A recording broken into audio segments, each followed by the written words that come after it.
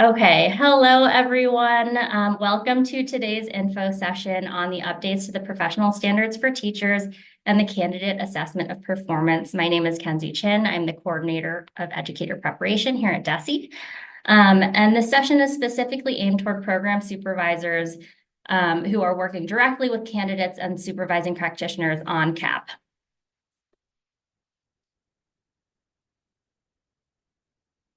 The objective of the session today is to learn about the updates to the PSTs and the CAP in order to support implementation during the 25-26 academic year.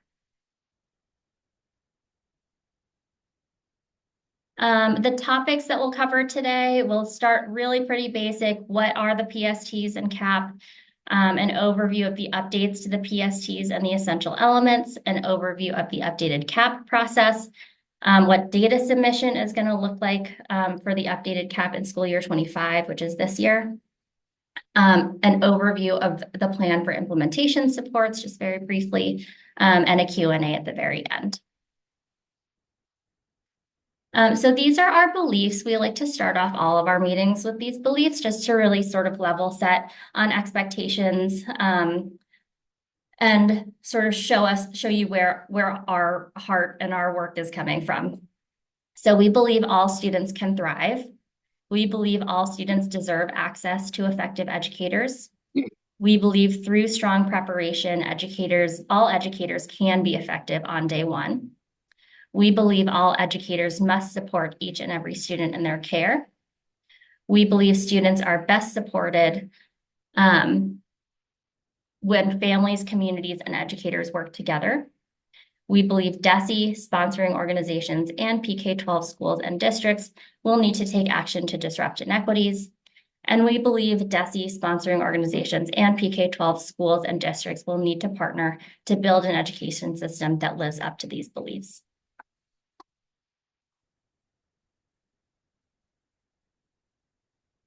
Okay, so what are the PSTs and CAP? Today's presentation is going to be a very basic overview of the changes that have been made to PSTs and CAP over the past year. We know that there are some new folks in our community, so it is really helpful to just have everyone on the same page. So we will start with just a brief overview on what the PSTs and CAP actually are.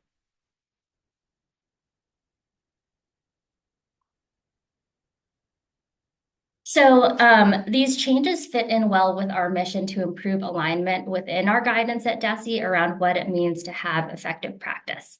The standards of effective practice span the entire range of a teacher's career, from preparation to the beginning of their years in the classroom and their induction and mentoring to their continuous improvement as they continue to develop later in their career. So why were changes needed?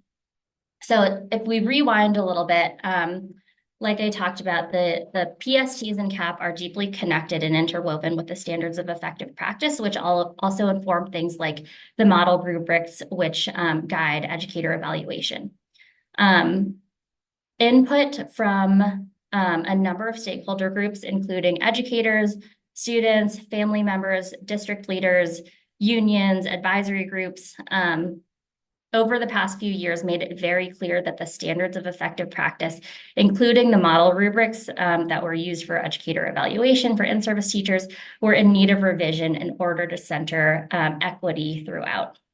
After the model rubrics were updated, then it was necessary to align the PSTs with the model rubric.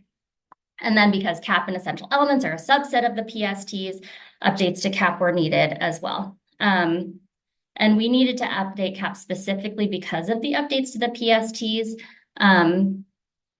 But we also saw it as an opportunity to address some of the issues that had been coming up with CAP that we had received feedback on. And I'll get into those details a little bit more when we talk about some of the forms and things. And I'll give a little bit more detail specifically around like program supervisors and the way that it will affect you all as well. And then lastly, in 2023, DESE made revisions to the guidelines for program approval, which define our expectations for ed prep programs, including for field-based experiences, in order to align those expectations to evidence-based practices, including culturally and linguistically sustaining practices. So we took the opportunity also to align CAP to those expectations as well. So there are a lot of revisions and reasons for revisions coming together at once. So as you may know, there are two sets of expectations in what Massachusetts believes makes an effective teacher, and those are content knowledge and pedagogical skills. Content knowledge for teacher licensure is established through the subject matter knowledge guidelines and assessed through coursework and then through MTEL for final readiness. Pedagogical skill expectations are established through the professional standards for teachers, and assessed through coursework and then through the candidate assessment of performance for final readiness. And obviously that PST side is where we will be focusing on today rather than the content knowledge and MTELs. So what is CAP? So the Massachusetts Candidate Assessment of Performance, or CAP, is designed to provide a mechanism for teacher candidates to receive high quality feedback from their supervising practitioner and their program supervisor. It is also designed so that by the end of CAP, the supervising practitioner and program supervisor are able to assess the overall readiness of teacher candidates. And the structure of CAP also creates an intentional bridge from preparation to practice by aligning preparation expectations with the Massachusetts Educator Evaluation Framework for in-service educators. This allows sponsoring organizations to ensure that teacher candidates have the most relevant skills and knowledge to be ready to be effective teachers in Massachusetts. CAP is based on a subset of the PSTs called the essential elements. There are 7 essential elements. They were selected out of the PSTs in deep collaboration with some of your colleagues in educator preparation in what we call the PST and CAP working group over the last school year. The essential elements were selected out of the PSTs because they were, and I'm going to go through this bulleted list, necessary to be effective on day one for all students, particularly those students from groups and communities that have been systemically marginalized. They were feasible for candidates to demonstrate given varying placement contexts, and they were able to serve as an umbrella for skills outlined in other elements, particularly in cases where other elements are prerequisite skills to those outlined in the essential element. So basically, if there is one element that in being able to demonstrate it, you are also able to demonstrate other elements, then we said we would choose the one that showed more as opposed to the one that showed less.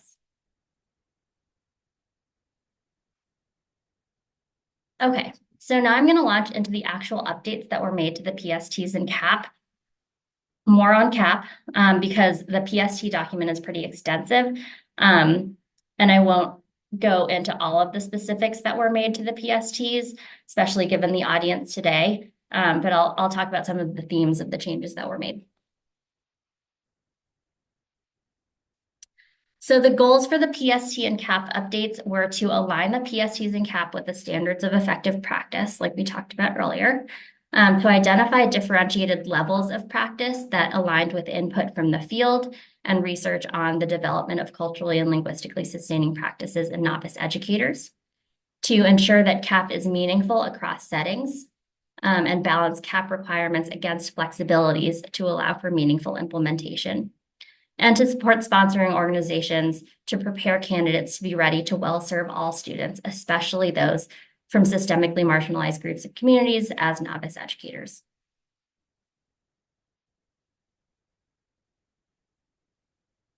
So the PSTs were updated so that evidence-based culturally and linguistically sustaining practices supported deeper learning for all students are integrated throughout them.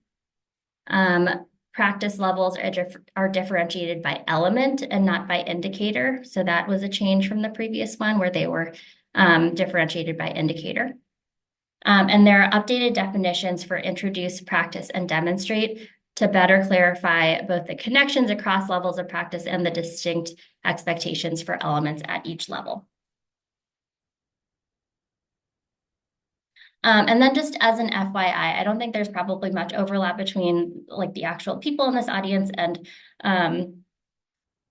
other groups, but just as an FYI, During the info session that is more aimed toward ed prep faculty, we are going to spend a little bit more time going into the PSTs, but for the sake of time during this session, we'll focus more on the essential elements and the structural changes to CAP. If you are more interested, if you serve as a faculty member or if you are interested in the specific changes to the PSTs, you're welcome to also attend that session. We'll also drop the links to the registration later in this session. Okay, so I'm going to go through each of the essential elements one by one and just highlight the changes to each of the essential elements. It is going to be a lot of me talking, but just bear with me. We almost cut this out of the presentation, but then a few people said that it was very helpful. So I'm just barreling through. Okay, so the first essential element is subject matter knowledge. You can read the language, the old essential element there. I'll give you just a minute to skim that.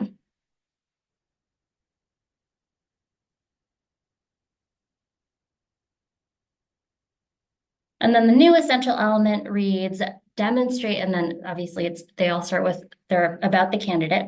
Demonstrate sound knowledge of the subject matter knowledge by using evidence-based pedagogical practices that enable all students to develop and apply grade level knowledge and skills in relevant and real world contexts, supporting students to make connections between the subject matter and real world issues with impact on their communities and their world, and understanding the difference between social and academic language and the importance of this difference in planning, differentiating, and delivering effective instruction for English learners at various levels of English language proficiency and literacy.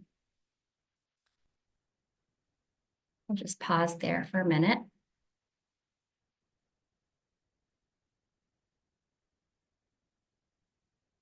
The next essential element is adjustments to practice. The old essential element, again, you can skim the language there.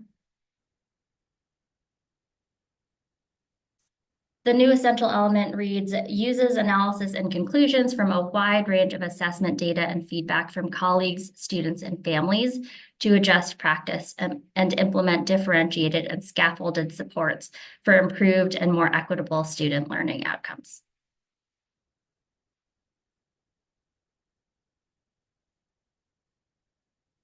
The next essential element is high expectations and support.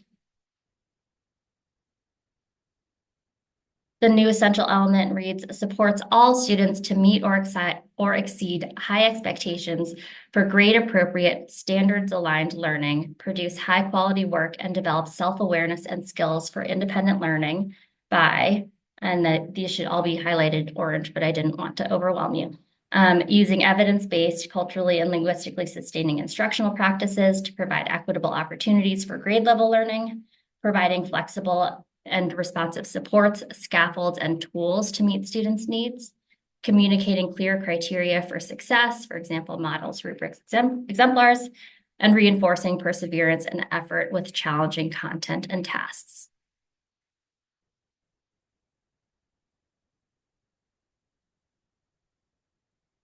Okay, so this one is a little bit different. Meeting diverse needs was the old essential element. It is being replaced as an essential element by inclusive instruction. And inclusive instruction reads, accommodates and supports individual differences in all students' learning needs, abilities, interests, and levels of readiness, including those of students with disabilities in accordance with relevant IEPs or 504 plans, English learners and former English learners, academically advanced students, and students who have been historically marginalized, by using appropriate inclusive practices such as tiered supports, educational and assistive technologies, scaffolded instruction, and leveraging students' native language and linguistic resources to make grade level content accessible and affirming for all students, and providing students with multiple ways to learn content and demonstrate understanding.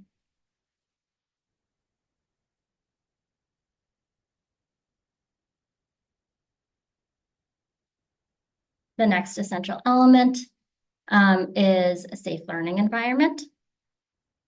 So the new essential element reads, creates and maintains a safe, supportive, and inclusive environment by establishing, with student input, classroom routines and systems to support student learning, modeling and reinforcing respect for and affirmation of differences related to background, identity, language, strengths, and challenges, self and social awareness, supporting student accountability for the impact of their actions, enabling students to take academic risks and share ideas freely, and seeking feedback from students on their experience of the classroom learning environment and making aligned adjustments to practice.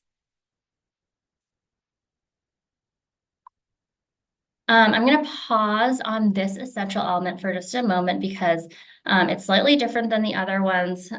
So over the course of the first 8 years of CAP's original implementation, there are a lot of voices from both the prep field and PK-12 that standard 3, which is family and community engagement, absolutely needed to be included in the essential elements. We heard this from teachers who felt that they needed to have acquired these skills when they were in their preparation program. We heard from administrators who were saying that they felt that incoming teachers should have stronger skills in this area. And we also heard it from prep programs who were saying that they wanted to have the leverage to insist on candidates acquiring these skills and having opportunities to practice them in their practicum experience. So after a lot of deliberation with the PST and CAP working group and hearing input from our stakeholder engagement period, collaboration on student learning and well-being rose to the top as the element that would be the most impactful to raise as an essential element. So this element reads, partners with families to support students' learning and well-being by leveraging families' cultural and linguistic knowledge and expertise as assets, engaging with families about what students are learning in the classroom and expectations for student success, and collaboratively identifying and seeking family input on strategies and resources for supporting student learning and growth in and out of school.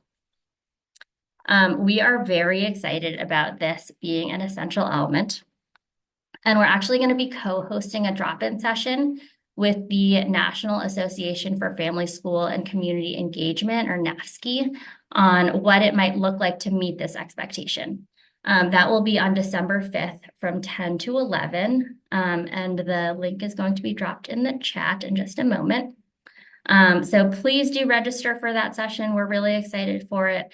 I know that I'm dropping a lot of sort of expectation language on you right now, and the next stage is going to be really engaging in what it looks like to engage in and meet those expectations. So this will be a little bit more of that step.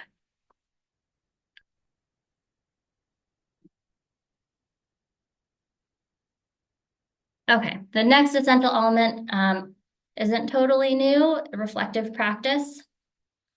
The new essential element of this one reads, reflects on the effectiveness of instruction and how one's identities, biases, and practices impact student learning and well-being, and works to improve practice and eliminate learning inequities across race, gender, ethnicity, language, disability, and ability, and other aspects of student identities, such that all students can meet or exceed at grade level standards.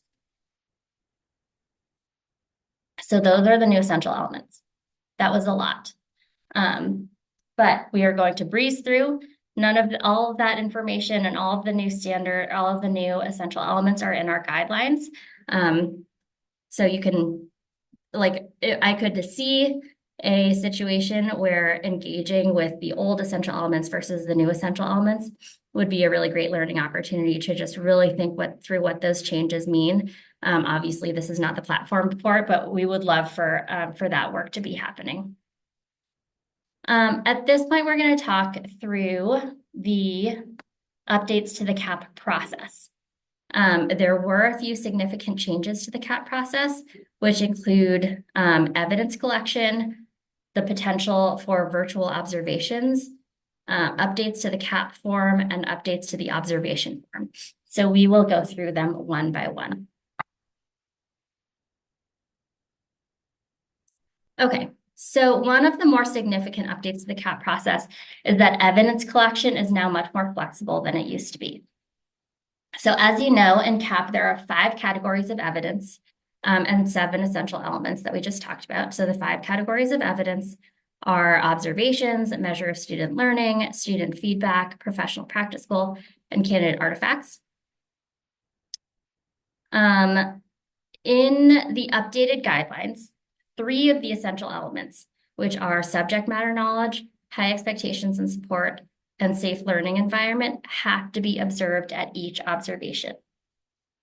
Other than that, the only requirements for evidence collection are that each essential element is demonstrated by at least 2 categories of evidence, and that each type of evidence is used at least once to demonstrate an essential element. So, for example, subject matter knowledge needs to be used needs to be observed through an observation. But you can pick any of the other categories of evidence if in order to demonstrate subject matter knowledge, so that observations and one other type of evidence are used to demonstrate that one essential element. And then across the essential elements, again, each of the types of evidence should be used at least once to demonstrate one of the essential elements. Oops.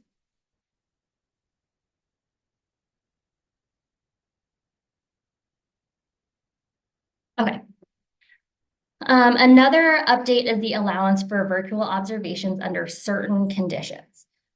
We are going to use the first 3 years of allowing these virtual observations in sort of this like very structured, very explicit way to see what kind of data comes out of it and potentially adjust the policy as needed. So I'm just going to read what it says in the guidelines here in terms of the parameters. So programs that intend to conduct any announced observations virtually must submit a statement of assurance to DESE that includes 1, a sample recording of a typical virtual observation, and 2, a description of how virtual observations will meet the following parameters.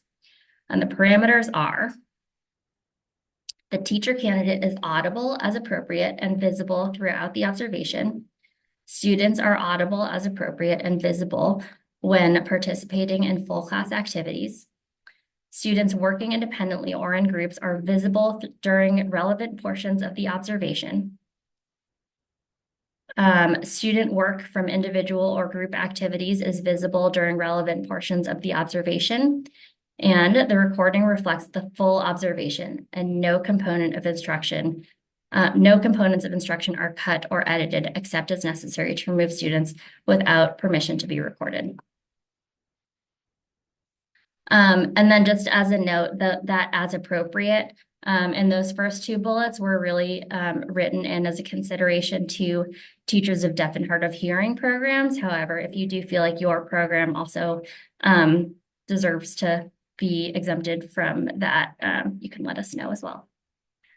Neither of the 2 required unannounced observations may be conducted virtually if at any time during the practicum a member of the triad, so the supervising practitioner, program supervisor, or candidate requests an in-person observation to better support the candidate. That request must be accommodated. We do know, and we heard very clearly through our stakeholder engagement, that it is very important for some programs to be able to run virtual observations.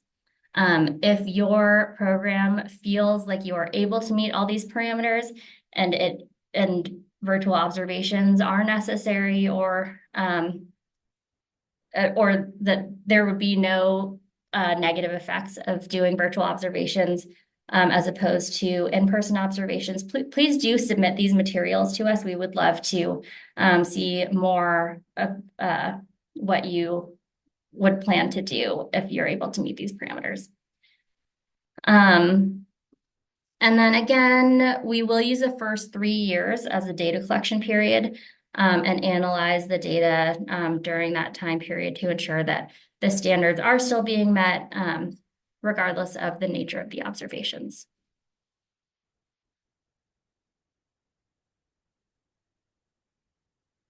Okay, so there are a few updates to the CAP form that I want to go over.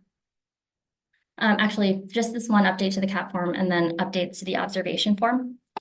So this is the sort of the major kind of only real update to the CAP form.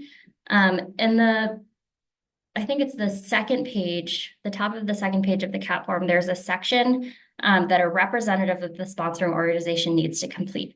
It does not need to be the program supervisor who completes this section. It can be any representative of the sponsoring organization who might be aware of the qualifications of the supervising practitioner.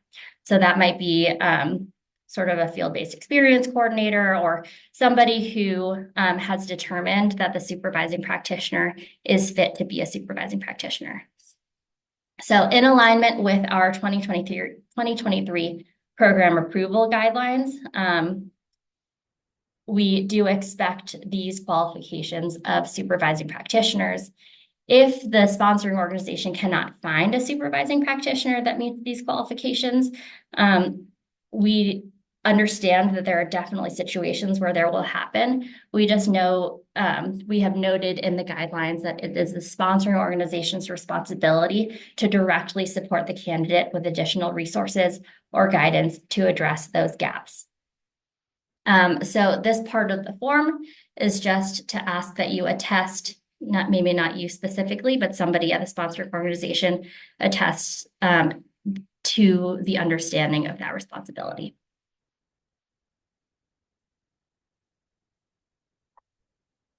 Okay, there are a few changes to the observation form. They're very simple, but I'm just going to walk through the form. So I'm going to stop sharing.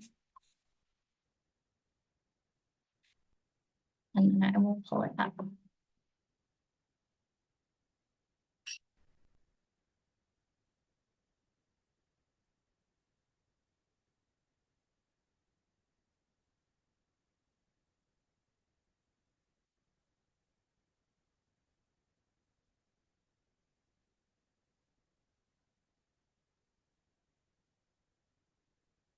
Okay, so this is the updated CAP observation form.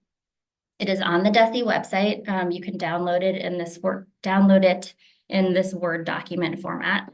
The changes that were made are this required focus elements and optional elements category. So like we talked about, subject matter knowledge, high expectations and support, and safe learning environment must be observed during observations. So in this column, observed yes, no, those should all be yeses. This optional elements column, adjustments to practice, inclusive instruction, collaboration on student learning and well-being, and reflective practice. These do not need to be observed at observations. If you happen to have an opportunity to observe these essential elements during observations, great, that's totally fine. And you can just put yes in this column, but this could be a yes or no, and it would be totally acceptable. Modality of observation, the vast majority of the time, this is going to be in person. If your sponsoring organization has gone through the paperwork and sent their statement of assurance to us, and we've gone through that whole approval process and we have approved them to do virtual observations, you may be checking virtual synchronous or virtual asynchronous in this modality of observation. The format is the same as before. The content, topic, or lesson objective is the same as before. This is another change, active evidence collection. You may remember if you did CAP previously, there just used to be like a bar at the bottom of the page that said, please do active evidence collection on a separate piece of paper and summarize your notes below. We got feedback over a number of years of doing CAP that people didn't like having to do separate forms or like have the form and then collect their evidence separately. So this box is here just so that you can do active evidence collection on the observation form. The intention is not that DESE will ever assess what's in active evidence collection. So it may be like shorthand, it may be bulleted, it may be time-stamped, but it is just a place for you to take notes during the observation so that you don't have to take notes on a separate piece of paper. It's truly just for you. Synthesized evidence. is the same. There was a synthesized evidence area on the forms previously. So that's pretty much the same, except that now they're grouped into the required observation elements and the optional observation elements. And then actionable feedback. So I think in the old forms, it just used to be an area of strength and an area for growth, but they were called, oh my gosh, what were they called? They were called very confusing things, which you no longer have to remember because they were really close. Reinforcement and refinement. Yes, thank you. Reinforcement and refinement, which we got a lot of feedback that they were too confusing because they were too close. So we should just say areas of strength and areas for growth. Thank you, Deborah. We tried to simplify it. And then we also added on just specific strategies or recommendations to continue or reinforce the strengths, or strategies or recommendations to improve in the areas. So that's the observation form. Let me go back to my slide deck.